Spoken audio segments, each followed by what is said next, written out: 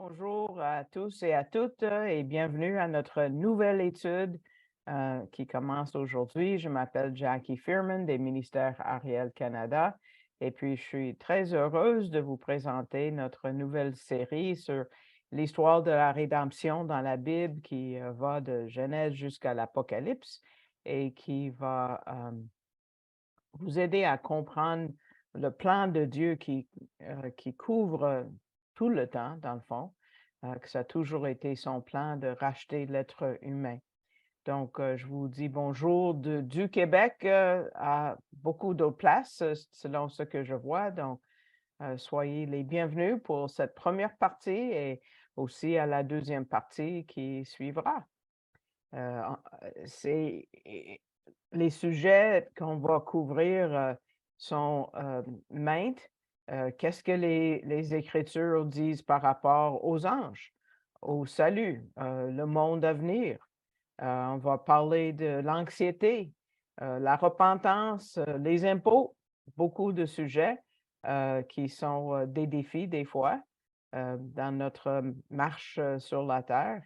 Même si la Bible a l'air d'être, petite des fois, c'est vraiment bourré d'enseignements, de conseils, qui a touché chaque génération depuis qu'on a commencé à avoir les paroles, de Dieu. Et ça touche, tous les aspects de la vie, même si ça touche pas chaque circonstance, à laquelle nous faisons face, on voit un patron de comment agir d'une façon que Dieu veut, hem, un standard pour nous et ça nous amène à penser différemment et de réagir, d'une façon qui est selon la pensée de Dieu, qui est entourée d'amour, du pardon et c'est la voix de Dieu. Et on arrive à la raison principale pourquoi on fait ces études dans le fond, c'est de connaître Dieu. C'est ça qui m'a frappé dans ma lecture des Écritures hébraïques depuis un an, je dirais minimum, c'est le nombre de fois que Dieu a comme but que vous me connaissiez. Dieu veut qu'on le connaisse et puis, c'est tellement important. Hem Sa façon de faire face aux problèmes, sa façon de voir, nos défis, et d'avoir sa puissance, qu'il rend disponible pour tous ceux qui l'aiment et qui choisit de le suivre. Et c'est ça le but de cette série, vraiment de comprendre les voies de Dieu et d'être préparé à travers la parole de Dieu. Dans le fond, c'est la prière de Yeshua, de Jésus, au Père avant de quitter la terre. On voit dans l'Évangile de Jean, chapitre 17, verset 17, il dit, «Sanctifie-les par la vérité, ta parole est la vérité». Et parce que la parole de Dieu peut nous régénérer, peut nous nourrir selon 1 Pierre, il nous édifie selon le livre des Actes. Elle nous guide, on va voir ça aujourd'hui dans le psaume 119, et nous purifie aussi dans le même psaume et va nous sauver d'être séparés éternellement de Dieu dans le livre, l'Épître aux Romains. Et ça va nous régénérer. On voit 1 Pierre 1, 23, ça dit: «Vous qui êtes régénérés, non par une semence corruptible, mais par une semence incorruptible, par la vivante et permanente parole de Dieu». Quelle belle promesse! C'est sa parole qui nous habite, pour toujours, agit pour nous régénérer avec le but qu'on va devenir de plus en plus comme lui, hem, le plus proche que possible, c'est notre but et ça va nous nourrir telle, une mère va nourrir son enfant. Les Écritures nous disent en 1 Pierre, 2:2 de désirer ardemment comme des enfants nouveau-nés le pur lait intellectuel et où Jésus dit: «L'homme ne vivra pas de pain seulement, mais de toute parole qui sort de la bouche de Dieu», en Matthieu 4:4, mais c'est les mêmes mots de Moïse. On a en Deutéronome qui a dit la même chose. Donc les paroles de Dieu nous édifient et nous, heu, font grandir. On voit aussi du cœur de Paul. parce que lui, il avait tout un cœur. Je viens de terminer 1-2 Corinthiens, puis tu vois le cœur de Paul pour les gens qui lisent ses lettres, et puis on voit en Acte 20, verset 32, « Et maintenant je vous recommande à Dieu et à la parole de sa grâce, qui a quoi? La puissance d'édifier et de vous donner un héritage avec tous les sanctifiés. » Wow! Donc, notre héritage et notre sanctification sont reliés. Et la parole de Dieu nous guide parce qu'on voit David qui nous parle dans les psaumes. David avait juste la Torah, il y avait les 5 livres de la Bible.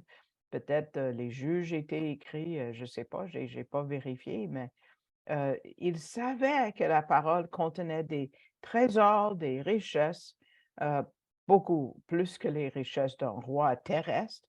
Et on va regarder le chapitre le plus long de la Bible. Peut-être vous savez c'est quel chapitre le plus long?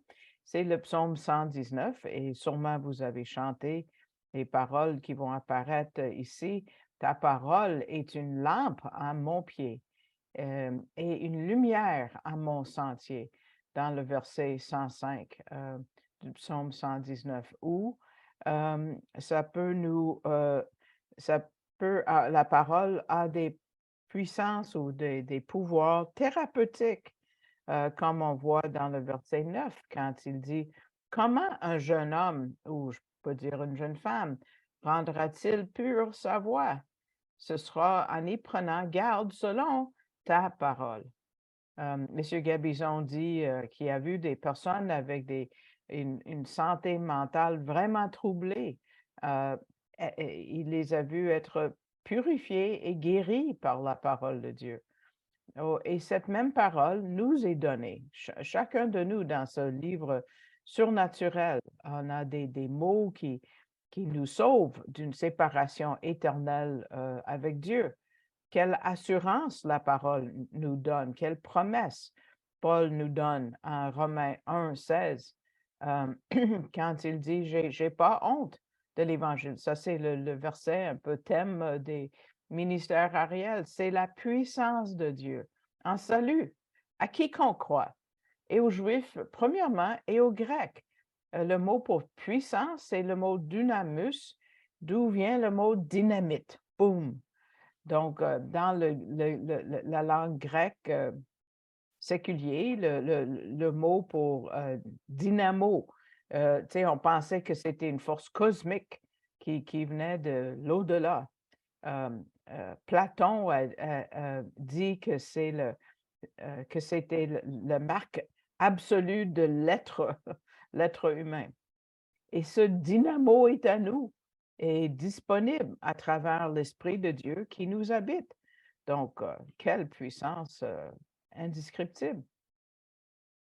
Donc, on va commencer à voir la rédemption dans la loi, dans la Torah. Nous allons commencer avec le livre de la Genèse dans la deuxième partie, mais ça traverse toute la Bible, de la Genèse jusqu'à l'Apocalypse, c'est clair. Ça passe à travers les 66 livres avec le message que le salut se trouve uniquement en Dieu à travers le Messie. Il n'y a rien qu'on peut faire en tant qu'être humain pour se sauver. On ne peut pas sauver un autre, ça c'est clair. Et on va commencer avec un verset important qu'on entend de la parole, de la bouche, pardon, de Jésus lui-même, quand il est apparu sur le chemin à Damas. Et c'est au moment du salut de l'apôtre Paul, le Rav Shaoul, qui était son nom juif toute sa vie, l'apôtre Paul plus tard par les Romains ou les non-juifs. Et Jésus a dit qu'il veut que nous, et ici ça dit pour qu'il se tourne, des ténèbres à la lumière et du pouvoir de Satan à Dieu, pour qu'ils reçoivent la rémission des péchés et une part avec ceux qui sont sanctifiés par la foi à moi. Ça, c'est Acte 26, verset 18. Donc, de la noirceur, des ténèbres à la lumière, la puissance ou le pouvoir de Satan à Dieu. quel est le point mi-chemin? Il n'y en a pas. Est-ce que vous voyez une clôture entre les deux, une possibilité de rester au milieu? Non. Il y a pas de point du milieu. Dieu divise le monde entier dans deux camps, ceux qui sont sauvés et ceux qui ne sont pas sauvés. Et M. Gabizon nous euh, met au défi de penser à nos voisins autour de nous. Tout le monde a des voisins. Est-ce qu'on pense à leur destin éternel? Est-ce que ces personnes sont dans les ténèbres ou dans la lumière, sous la puissance de Satan ou dans la puissance de Dieu? Peut-être la personne est tellement gentille qu'on n'a jamais pensé à leur futur éternel. Mais c'est pour ça que nous sommes ici, de prier. Et si le Seigneur ouvre une porte, on devrait proclamer vraiment qui est le Messie. Euh, Ça, c'est une chose qu'on ne peut jamais faire au ciel. On ne peut pas proclamer la parole de Dieu et à ceux qui ne sont pas sauvés, tout le monde va être sauvé là-bas. Donc, vous voyez la raison pour laquelle Jésus nous donne cette vérité par rapport aux ténèbres et à la lumière. Il a dit pour qu'ils puissent recevoir euh, le pardon et un héritage. Et ça, c'est notre billet pour le ciel. Monsieur Gabizon dit que il parle de sa propre expérience avec un voisin après avoir vécu 20 ans dans une même maison. Il a découvert que son voisin avait le nom Jack ou Jacques aussi. Et pendant ces 20 ans, il priait pour cet homme et sa femme. Et c'est juste en 2020 qu'il a vraiment rencontré ces gens. Et il a dit peut-être ça prend une longue période de prière, mais ça, rien n'empêche de cogner à la porte et de rencontrer vos voisins, hein. Mais il a dit c'est notre devoir de faire ça. Et même si j'ai tardé un peu, là, il dit peut-être 20 ans, Dieu est bon et on a quand même un travail d'équipe ici. Et Sharon, sa femme, l'a rappelé qu'elle partageait, vous voyez, avec la femme de ce voisin assez souvent à travers les années. Et en 2017, elle lui a donné une Bible et aussi une autre lecture sur le pardon. Ils sont allés dîner ensemble et puis elle prie pour les voisins aussi. Donc, c'est un défi pour nous que M. Gabizon nous lance. Il a dit pas beaucoup de gens, et surtout les gens juifs, avant d'être vraiment plus familiers avec la parole de Dieu, pensent à cette idée de ténèbres et lumière, euh, ciel et enfer. On dit que ça, c'est juste le Nouveau Testament. Je me suis déjà fait dire ça. Il a dit pas du tout, pas du tout. Dans le livre de Daniel, ça c'est un verset vraiment à retenir. J'espère que vous preniez des notes parce que ça c'est un verset très important quand vous allez témoigner à des personnes qui ne croient pas aux enfers et surtout aux Juifs qui disent ah c'est juste dans le Nouveau Testament. Regardez le verset Daniel 12, 2. Et plusieurs qui dorment dans la poussière de la terre se réveilleront, les uns pour la vie éternelle et les autres pour l'opprobre, pour être un objet de horreur éternelle. Éternelle. Ici, c'est vrai que Daniel parle d'Israël, mais ça touche tout le monde, c'est le cas de tout le monde. Il y a deux destins éternels à considérer, ceux qui vont apprécier et jouir de la vie éternelle avec le Seigneur et ceux qui vont vivre la honte et le mépris éternel. Et c'est un verset dans les Écritures hébraïques qui est super puissant et c'est comme le premier qui parle de ces deux résurrections et qui divise le monde selon ce qu'il croit. Et on voit la différence entre la vie avec Dieu et la vie sans Dieu. Parce que avant, on parlait des bénédictions qui étaient associées avec la terre ou avec l'obéissance, et on voyait la terre qui coulait du lait et du miel.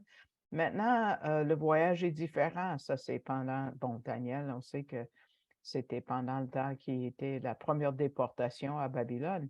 Et là, on parle d'un autre niveau de bénédiction, pas juste le lait et le miel, mais de la vie éternelle et de nous amener jusqu'aux portes du ciel.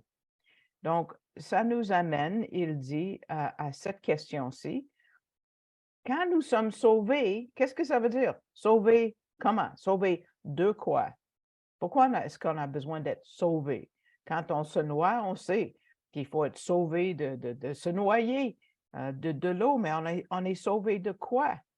Puis si on commence avec Daniel et ailleurs dans les Écritures hébraïques, on voit la place qui est comme l'enfer. Plus tard, on le voit dans l'Apocalypse, c'est le lac de feu.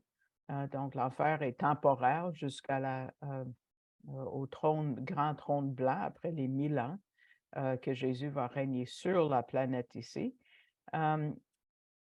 Tu vois, en Daniel, quand il parle de vie éternelle, les mots en hébreu sont Chayi Olam. C'est la première fois qu'on voit ça, et même la seule fois dans les Écritures hébraïques, qui est la vie éternelle. Mais vous voyez la façon qu'il décrit l'autre côté. Il y a un mot pour décrire le ciel. Il y a d'autres mots qui décrivent, c'est l'autre place qui parle de disgrâce et de mépris ou de honte. Tu vois, c'est un seul mot en hébreu, herpa, qui décrit la réaction des gens qui sont là. Parce que le mot a la même racine du mot qui veut dire des mots qui sont comme blasphémer, défier, mépriser. Et il dit c'est une place où les gens vont blasphémer et défier. Et parce que à la fin, il dit, tu sais, les méchants vont jamais se repentir. Il n'y a jamais de remords au fond des enfers. C'est pour ça que ça prend une place comme l'enfer. Le mot pour mépris ou abhorrence, c'est le mot hébreu diron, qui veut dire aversion, dégoût, où tu veux vraiment, place à vraiment éviter. Et ça parle d'un genre de place qui va brûler sans arrêt, une place qui va brûler, par exemple, c'est comparé à la vallée de Hinnom, ceux qui sont allés en Israël. Je sais que Marjolaine, Jacinthe, vous êtes déjà allés en Israël, peut-être d'autres. À côté, entre, c'est du côté sud de Jérusalem, le mur qui est face au sud, pas face aux montagnes des Oliviers qui est vers l'est, mais vers le sud. C'est la vallée de Hinnom, d'où le mot Géhen vient. Hinnom et Géhen, on partage la même racine et on voit qu'on parle de cette place en Ésaïe 66, dans le tout dernier chapitre de Ésaïe. Il y a le même nombre de livres dans la Bible 66 que le nombre de chapitres en Ésaïe, en passant. Puis on voit cette place est décrite. Certains disent que c'est l'enfer. Dr. Fruchtenbaum disent que c'est là où une place qui va brûler pendant les 1000 ans du royaume messianique, parce que les gens vont être capables de sortir, pas de cette place-là, mais les gens qui vont être à Jérusalem, par exemple, ils sortiront et ils verront les cadavres des hommes qui se sont rebellés contre moi. Tu sais, les gens au ciel ne peuvent pas voir l'enfer, c'est sûr. Ça ne serait pas le ciel. Car leur ver ne mourra pas et leur feu ne s'éteindra pas. Et ils seront en horreur à toute chair. Donc, c'est comparer la vallée de Hinnom et Géhen à l'enfer, la vraie place. Et dans 3 passages différents dans l'Évangile de Marc, Jésus parle des enfers. Par exemple, en Marc 9, versets 47 et 48, il dit, si ton œil est pour toi une occasion de chute, arrache-le. Il vaut mieux pour toi d'entrer dans le royaume de Dieu n'ayant qu'un œil que d'avoir 2 yeux et d'être jeté dans la géhenne de feu, là où leur ver ne meurt pas et où le feu ne s'éteint pas. Est-ce que vous croyez qu'une place comme ça existe pour vrai? Il ne faut pas blâmer Dieu et dire, ah, un Dieu qui aime ne va pas envoyer les gens aux enfers. Dieu ne prend pas plaisir dans le jugement. Il a dit tellement souvent. Une des places, c'est en Ézéchiel 18, verset 23, où il dit, est-ce que je prends plaisir à la mort du méchant, dit le Seigneur l'Éternel?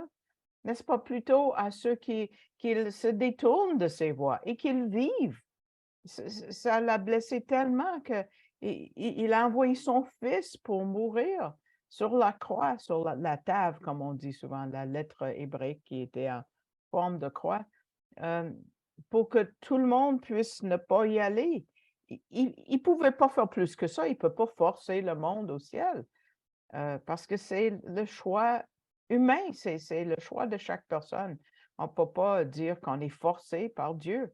Autrement, en tout cas, on va blâmer Dieu de condamner des personnes. Chaque personne décide son destin en recevant le pardon de Jésus ou, ou de rejeter Jésus ou de dire je veux Jésus, mais je veux ajouter mes bonnes œuvres. Ça, c'est rejeter Jésus. La religion humaine sert à comme protéger ou cacher la réalité des enfers des yeux des personnes. Et ils disent, je suis une assez bonne personne, tu sais, Dieu ne va pas me punir. Même quelqu'un qui est dans le ministère Un pour Israël, One for Israel, qui était quasiment un des fondateurs, vient de se détourner de cette bonne doctrine, est en bord, et puis maintenant, il ne croit plus aux enfers. Il a quitté le ministère. On est à la fin des temps, mes amis. Puis, je ne dirais pas qu'il est dans l'apostasie, mais il nie une doctrine très importante. Parce que ça dérange qu'il y a une punition. Puis maintenant, lui, il ne croit plus. Et il y a beaucoup de dénominations dans le christianisme qui nient, ou je me rappelle, il y a une secte qui disent que tout le monde va avoir l'occasion de regarder l'enfer et dire, oh, je ne veux pas ça, et ils vont choisir autrement. Mais on va voir le verset qui nie ça de l'Épître des Hébreux, parce que pas possible, mais un des traits le plus commun, c'est sûr que de nier la divinité de Jésus, c'est numéro un pour ces sectes-là, ou aussi de nier l'existence des enfers, comme les Mormons, les témoins de Jéhovah, les Adventistes du septième jour. Ils nient tout ça. Même les catholiques et avant eux, les Juifs ont ajouté, saviez-vous, que l'idée de purgatoire est juive? C'est oui, parce que mon père devait prier pour sa mère à lui pendant 11 mois après son décès pour prier qu'elle puisse passer vite de la purgatoire au ciel, si jamais elle se trouvait là. Euh, et les catholiques ont adopté cette idée par après, mais ces juifs, malheureusement, au départ, euh, qui donne l'espoir faux que tu peux passer d'un destin à l'autre.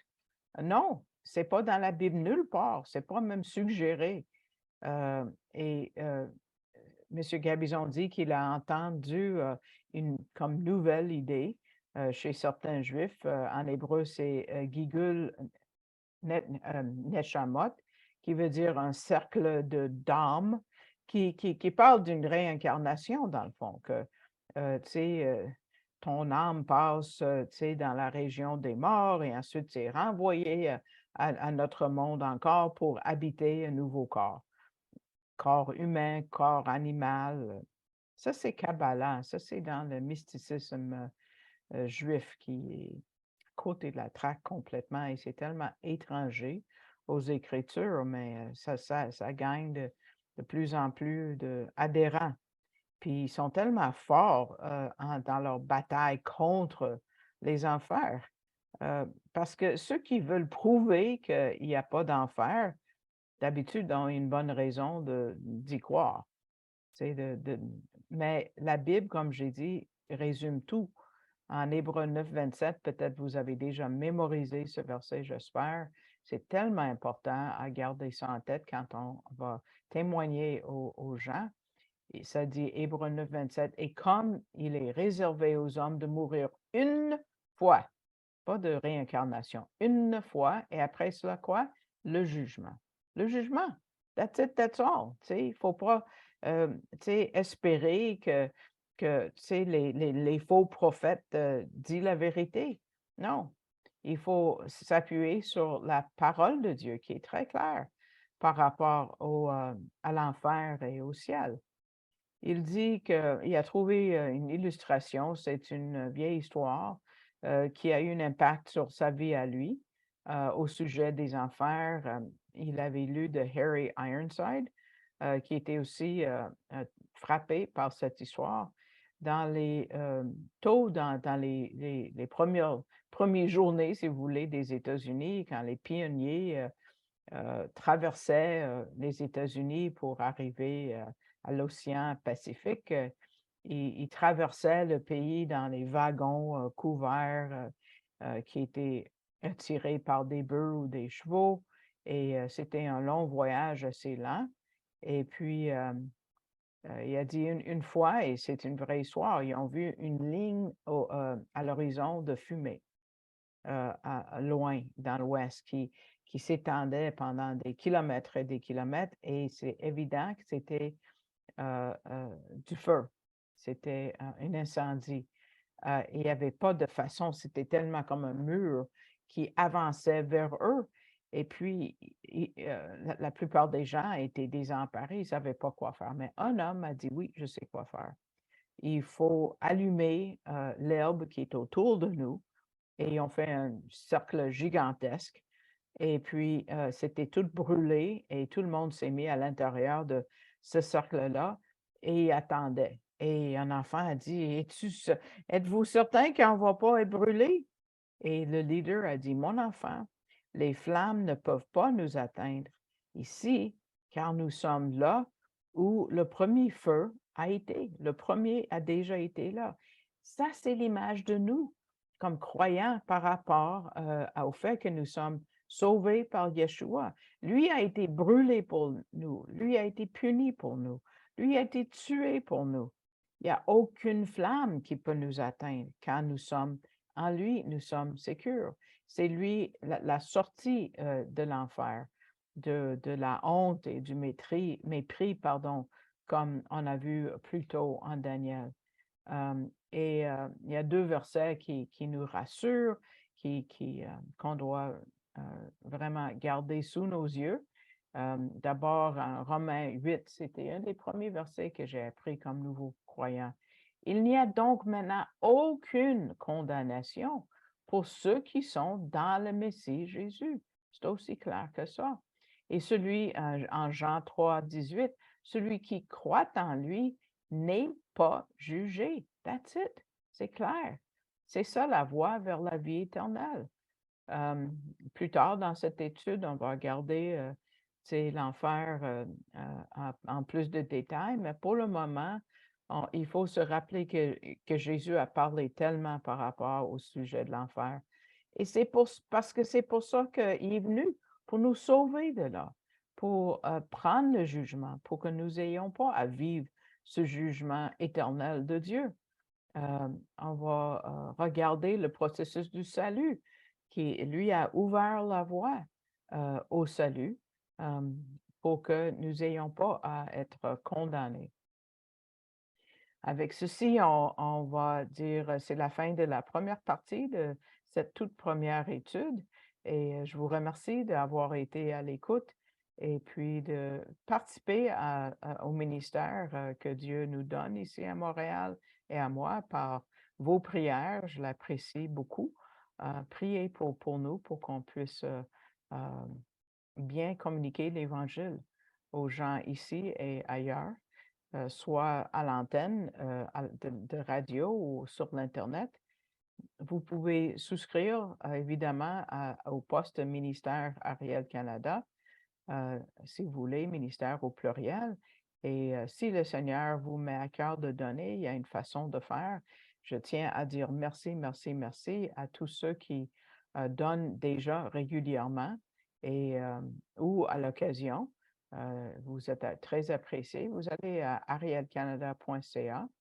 Il y a le drapeau français et puis avec et vous pouvez cliquer sur Donner. Ça va vous emmener vers la partie plus bas de la diapo qui s'appelle canadon.org et ça dit que vous pouvez faire un don.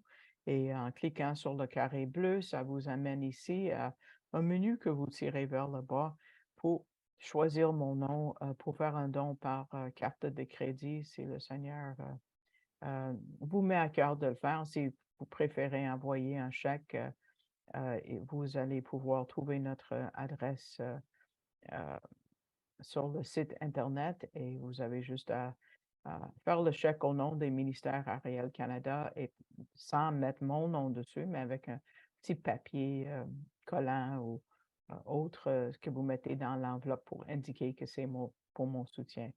Donc, je vous invite de revenir pour la deuxième partie. Shalom.